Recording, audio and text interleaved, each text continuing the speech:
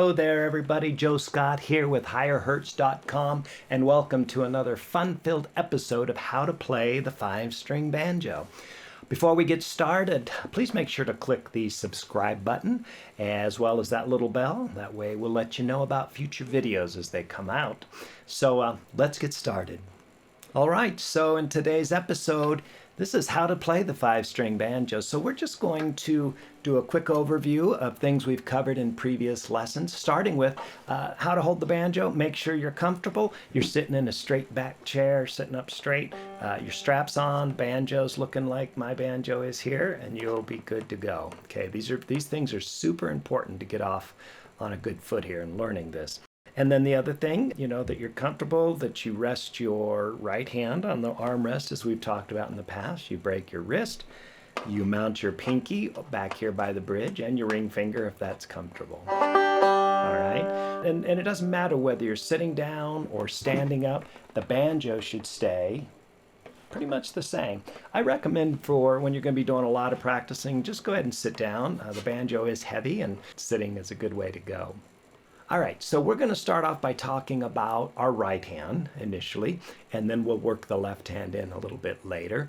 But I feel it's much better to work on one hand at a time when learning something like the 5-string banjo, because it's already so much for both hands to do, it can get confusing or a bit overwhelming. So what we're going to do is we're going to start off by learning a very basic roll or picking pattern, and you can do this with the finger picks, as we've talked about before, or with no finger picks or just a thumb pick.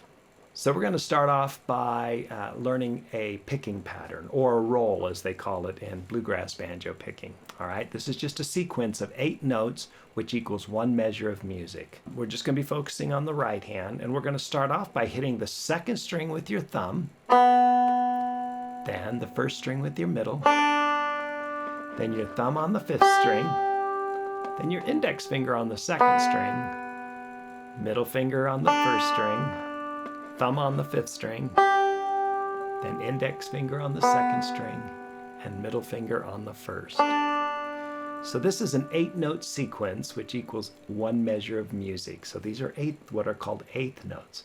So it's good that you can break this down by getting just the number of strings pattern first. So in other words, we went 2, 1, 5, 2, 1, 5, 2, 1.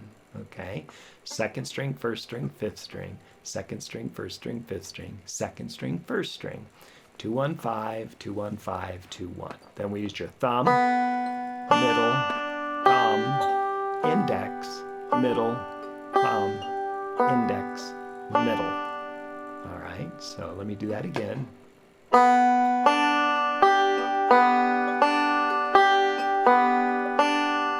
And then you can repeat this over and over. Repeat.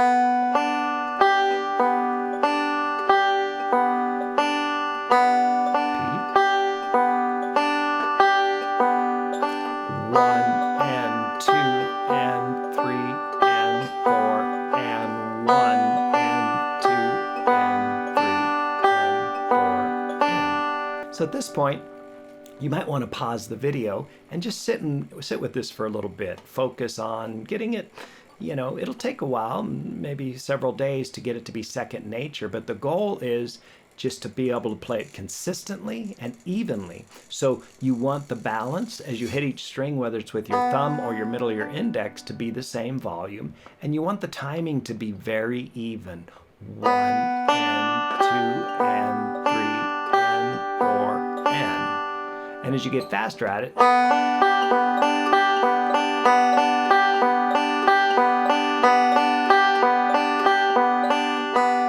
then it starts sounding like music. So yeah, pause the video, spend a little time with this, and then come back and we'll move on. All right, so now you've got the right hand working, and it's sounding great, I'm sure. So what we're going to do now is we're going to put 3 chords with this. It's just a 3-chord sequence that many songs, whether it be folk, bluegrass, Americana, country, lots of songs use this chord progression. The first chord is easy, it's G, so that's just the banjo open. All right, so now the second chord that we're going to learn is the C chord. And the way you're going to do that is you're going to use your index finger of your left hand, and you're going to push down on the second string first fret. And if you remember, these spaces are the fret spaces, and you're going to push down, and these bars here are actually the fret bars or fret wire. And you're going to push down towards the top of the fret.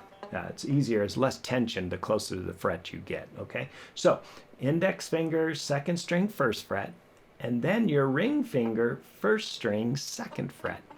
And remember, as you're pressing down, to have your thumb back here, and you want your wrist to be broke like that. You don't want it up here. You don't want to grab the neck of the banjo like a bat. You want to curl around, and this should act like a clamp. This is where the strength comes from. Your thumb directly behind the neck, index, and your ring finger, okay? And that's a C chord. And once you're feeling comfortable with that, you're going to do the forward roll again.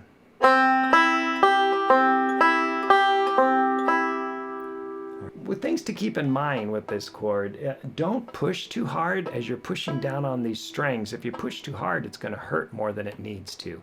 And you're going to expend energy that you don't need to be expending. All right? So just push as hard as it takes to get a clean, clear note. And notice how I'm playing right on the tips of my fingers. That's important. As you start to learn more and more chords, if your fingers collapse, it's going to mute the string below it, and that's not good. So, C. Now let's take a step back. Let's play one forward roll over G. Then let's make our C chord and play the forward roll again. So that's G and C, 2 chords. Now let's learn our third chord, which is a D. And this is just a partial D. And this one's going to be easy. Do you remember when you were on your C? To get to D, all you have to do is lift your ring finger, and then you're at a D chord. All right? And then you do the forward roll. And back to G. So we're going to do one forward roll picking pattern on G, then one on C. Simply lift that finger to D, and then back to G, like this. All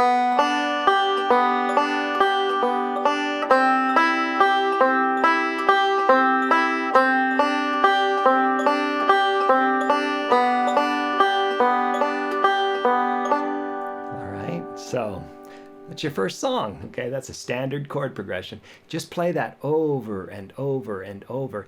And when we're talking about breaking down between your right and left hand, one thing I like to do is sit there and think without your right hand. Think about, okay, G is obvious, no fingers on, and then just practice going to each chord, C, lift that finger to D, without using your right hand. Just sit there and do that over and over, because once those motions start to feel natural to you, that will help once you introduce the right hand picking, all right? So when you put it all together, it sounds like this. All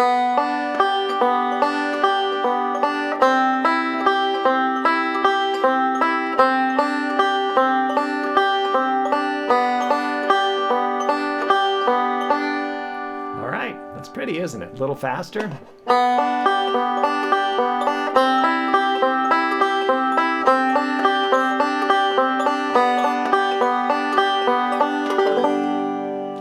You start playing it like that, and your friends and family will be very impressed. So that's it for today's lesson. Thanks for tuning in, and if you haven't yet subscribed, please do so by clicking the subscribe button. Also click that little bell so you get notifications for future videos. So remember, practice, practice, practice, and I look forward to seeing you at the next 5-string banjo lesson.